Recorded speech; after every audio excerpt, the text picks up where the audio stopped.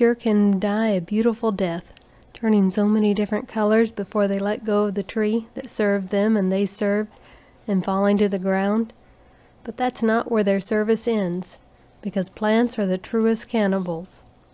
They like to eat themselves. The tree drops the leaves, expecting them to rot back into the ground and nurture the tree. But that's not always what happens when humans get involved. People have plenty of good reasons for wanting to rake up all the leaves that fall in their yard.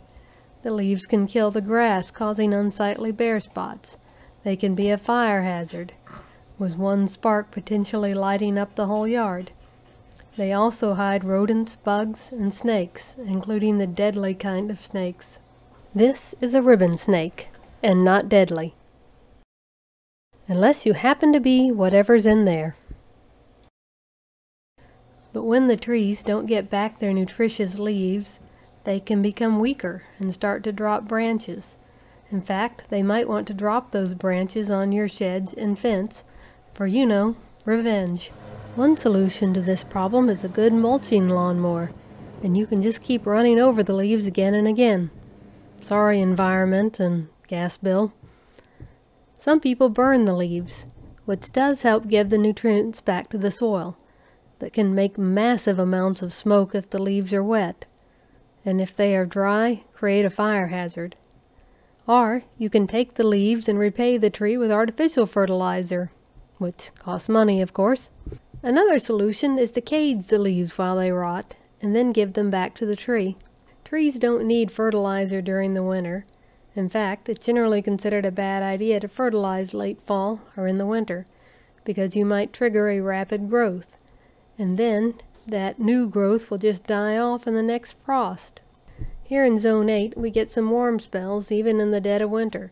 If a tree has a lot of fertilizer, it's more likely to try to grow during that warm spell, just to lose all that new growth when it gets cold again. So, you might be doing the tree a favor by saving its leaves for later. Then once they've rotted into tiny pieces, just put them back around the tree. You could build a form around the base of the tree, just for giving it back its leaves. Some people put leaves in the form around the tree right after raking them without letting them rot first. That can work, but it has some risk. As leaves rot, they give off heat and moisture, which can cause a fungus to start at the base of the tree. Insects also like to winter in fresh mulch because of the heat and moisture. This is an old kiddie pool that has cracks and holes, so it no longer holds water. It has retired from its former job, and now I use it for holding leaves.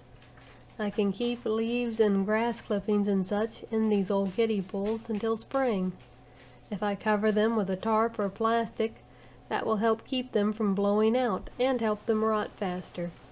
That way, when the growing season comes, I can feed them back to the plants, and everybody is happy. You can also use plastic barrels, and if you get the kind with removable lids, you can seal the leaves in and roll them around to help the leaves rot. You could also use these as a place to let animal feces rot along with the leaves and grass clippings. This is good if you have dogs you need to clean up after. If you're willing to risk the wrath of your trees, you could use this composted leaves for your garden. I've found compost works well in raised garden beds to cut down on the amount of garden soil I need to buy. Thinking of leaves as a valuable harvest makes the job of raking a lot more rewarding.